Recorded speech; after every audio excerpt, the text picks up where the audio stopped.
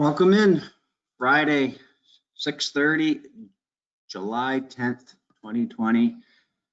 We have a good safety meeting for you today. We're going to kick back into the wellness series.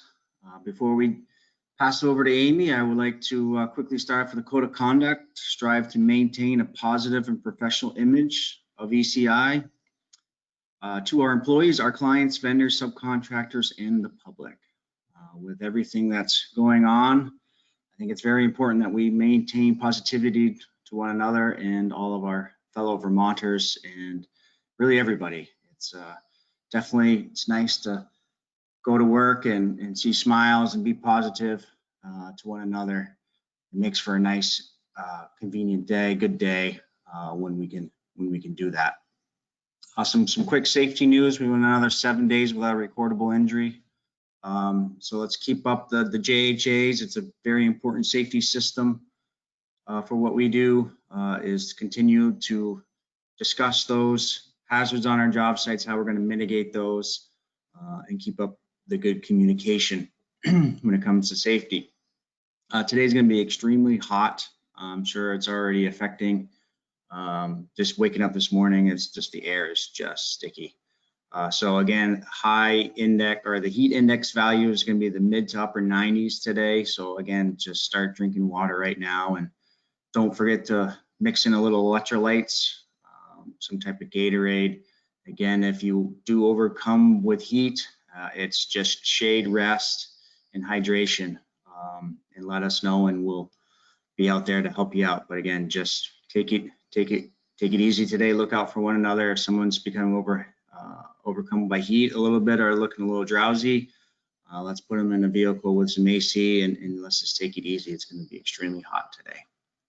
So with that said, I'm going to pass it over to Amy. We're going to upstart our wellness program, and we're excited to bring Amy back. So Amy, I'm going to make you the presenter so we can see your screen, and take it away. And now you're unmuted. Sorry about that. Oh, perfect. All right. So this morning we're going to talk about nutrition. Let's see if I can get the screen to go. There we go. So nutrition, why is it so hard? I feel like all of us always have questions on nutrition. Should we eat this? Should we not eat this? And really, why has something so simple as putting food in your mouth to fuel your body become so confusing when there's so much food available to us? A couple of the big reasons is research changes, going from 100, 150 years ago when people were just trying to survive, didn't understand what minerals and vitamins were. That was a starting point. And now we know a lot about food and a lot about how many calories we need. And the more research that comes out, the more things change a bit. Our needs change, kind of going back to that last point I made. We were just trying to survive and get adequate nutrition, not trying to get rickets or diseases because of lack of nutrition. And now we have enough food and enough comfort in our lifestyles for the most part that we have too much food and we're eating too much of it. Lifestyles have changed from the slow food where everything was cooked at home, very minimally was cooked out and processed, to a fast food stage where most of our food that we get can be very easily processed, eaten out, eaten on the fly, eaten in our cars. And then the industry changes. The agriculture industry has gone from small farms to big agro, and that changes the information that we get. And then we talk about diets. Diets are based on limited studies, on gurus, on celebrities, on doctors that publish books based on some studies or on their experience. Studies are usually fads, they're short-lived. I'm sure in your lifetime, everyone has tried some sort of diet. They've been around for quite a long time. Kind of some of the current ones, the big buzz ones are Atkins or South Beach, keto and paleo. Keto's kind of taken over paleo right now. Fasting is another big one. The Zone, Dukan. These are all diet plans that tout getting you to where you want to be, but they're hard to live by because they're not lifestyles and they're limiting something in your life, and that's probably not a good thing. And then going back to the information we get from the U.S. Department of Agriculture, this plays actually a huge role in our perception of food and what we think is good to eat. USDA has been providing guidance on nutrition since 1894, excuse me. And again, kind of like the previous slide, guidance has changed based on research that's come out and the agriculture industry's recommendations when the USDA goes to them about, what should we be eating. Food groups over time has varied from 4 to 11, so it's not always been stable. And again, guidance has changed as well. So here's just a cute little, quick little review of what the USDA has recommended over the years. I like looking at the historical perspective just to see the information that we've been getting and how that shapes what we eat and what we think is good food or bad food. So again, going back to early 1900s, we were talking about adequate nutrition. This is one of the first USDA food, now it's the food pyramids, but food guidance that had come out. In the 40s, we had the basic 7. If you notice, 3 of those food groups are all vegetables. One of the food groups includes ice cream, your milk, cheese, and ice cream. So apparently that was a big thing in that era. And there's also something about don't waste food in there. So eat anything else you want because we don't waste food in that time. This is kind of getting to that post-World War II time. In the 50s, we get into a basic 4, so they simplify it into 4 different food groups. In the 70s, hassle-free daily food guide. This is when like TV dinners came out. They also added in fats and alcohol and sweets because again, that became more of a regular in our diets. In the 80s, this is the food wheel. It started getting into serving sizes. So this is really the first time we really saw those 3 different serving sizes. So that 6 to 11 of grains, 6 on the low end, 11 on the high end. And then the food pyramid, I think, is something that we all can probably recognize as the big one that was pushed in the 90s. Which turned into my period in early 2000s, getting away from numbers and more of a visual effect. 2011, they came out with My Plate. To me, this is the best one so far because nobody really likes sitting and saying, well, what's a serving size for this and what's a serving size for that? And how do I even measure that? How do I determine if that's right? And I think this is probably the best representation of what we should be eating. And the only thing I would say I'd change with this is you want to look at this over the course of a day. So every single meal doesn't have to look at like this, but over the course of the day, half of what you eat should be fruits and veggies, a little more than a quarter of grains, a little less than a quarter of protein. They have dairy in there. If we look at Harvard did another take on this, they changed the dairy to water with some dairy. They also added the exercise back in, which was taken out from the My Pyramid. So adding exercise back in. So if you look at all this and you think of all the information you've gotten over the years from dieting to the USDA guidance, you're probably really confused, like all of us. Certain things were bad and then they became good again. Butter and eggs were bad and now they're good. Fat was bad, carbs were bad. You have all these diets also competing with your attention. So it's very understandable if we're all confused as to what's good and what we should be eating.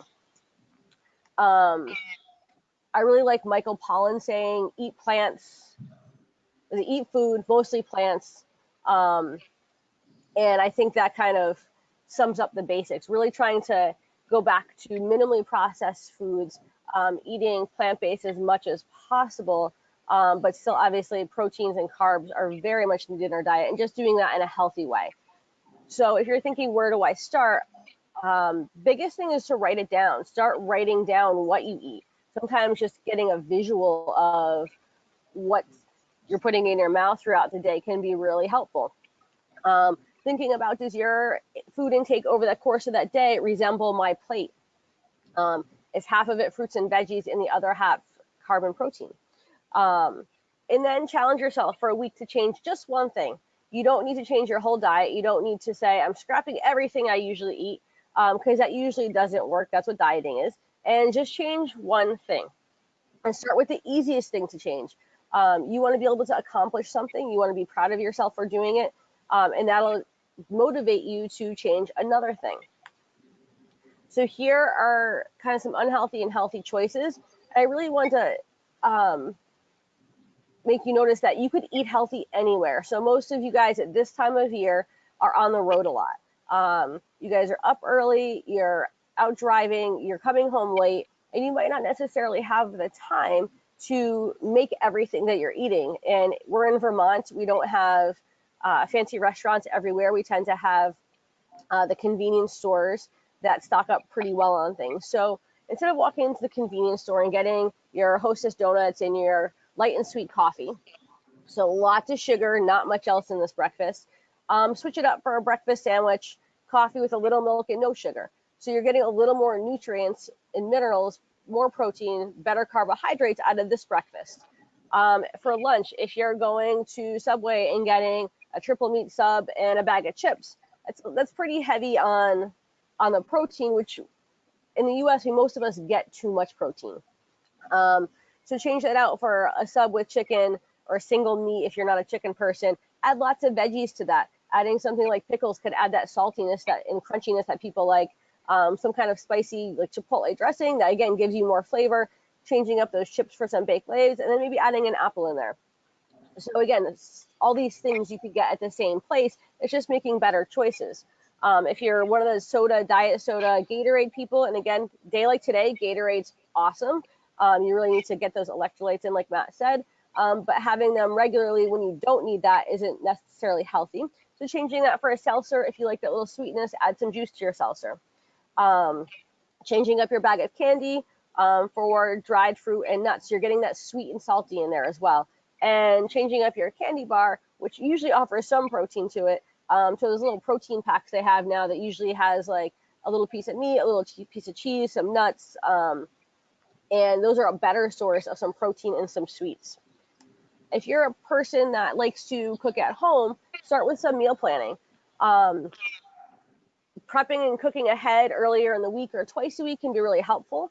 You don't have to spend a lot of money or make a lot of things, but I think the key to this is keeping things like sauces, dressings, salsas on hand, and prepping a couple things a few days before. So if you like the sandwiches, keep bread and tortillas on hand, prepping, a little bit of rice, quinoa if you're into that, and have those ready, and then you can mix them all together.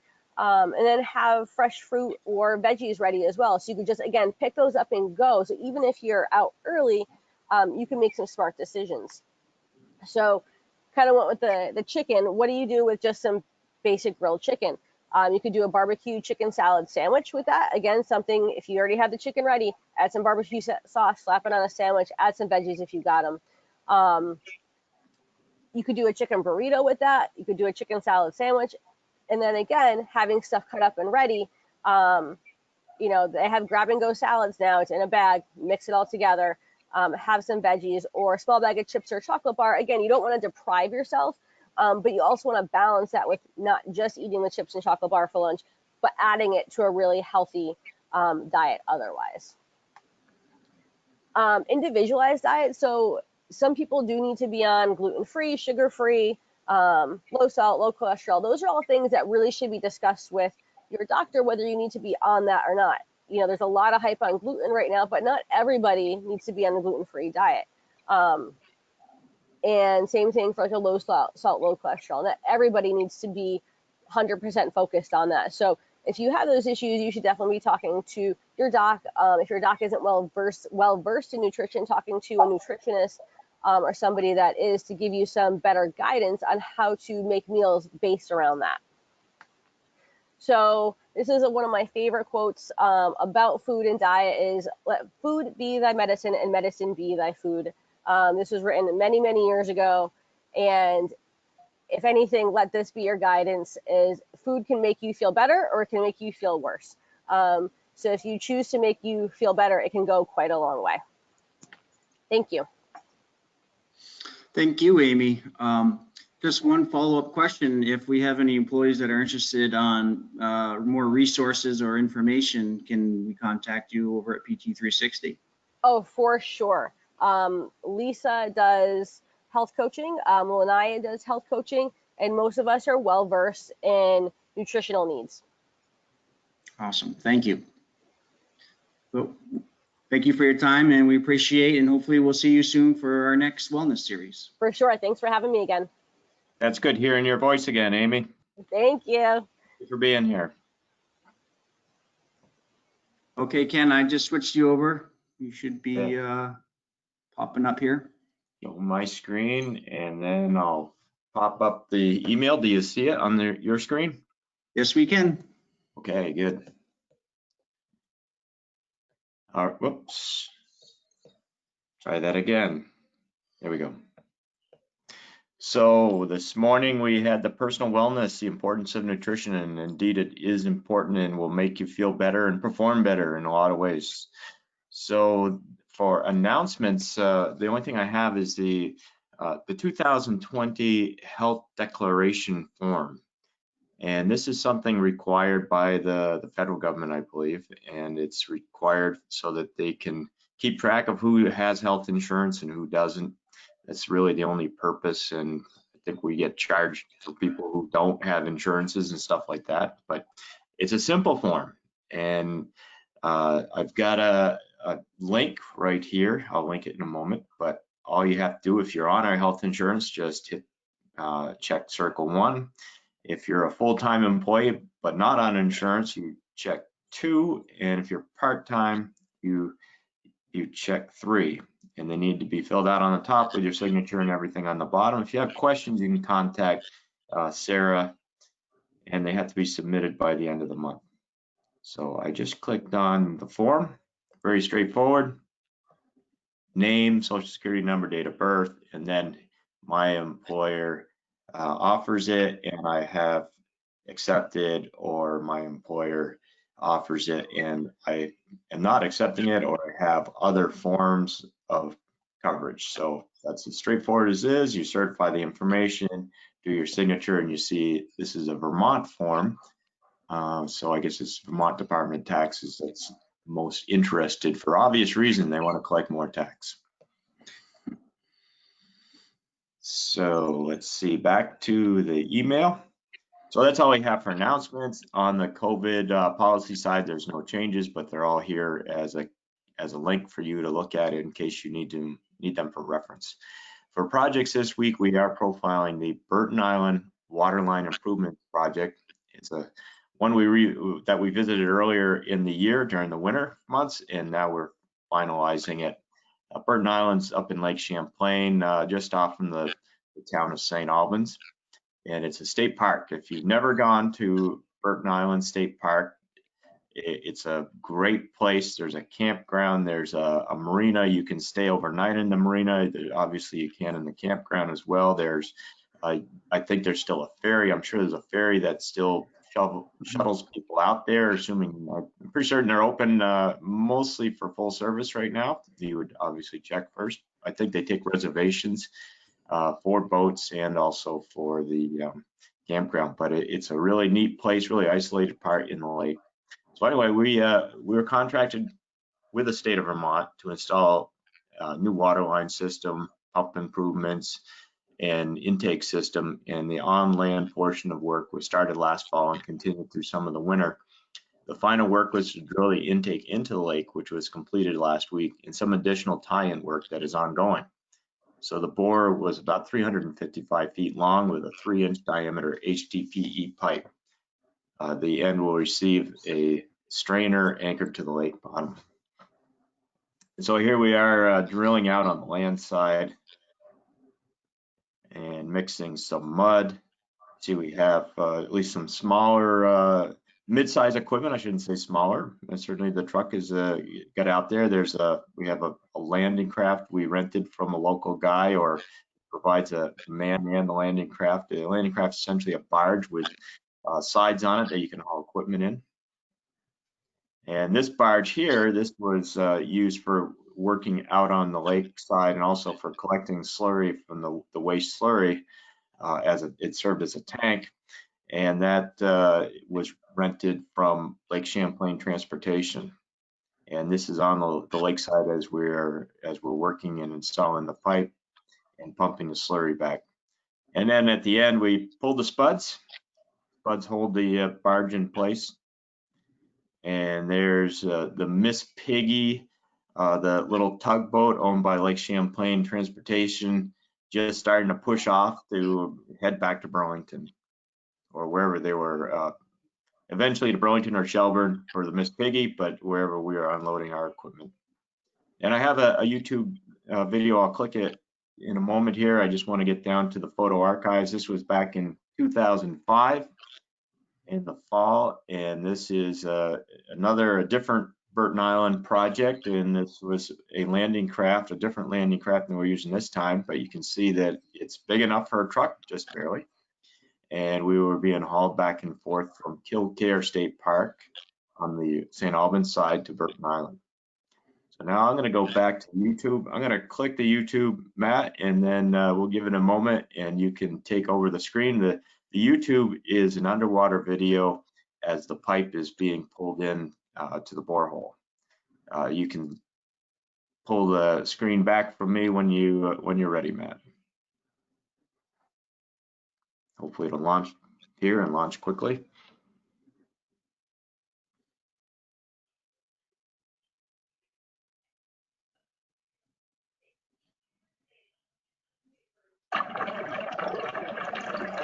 There we go.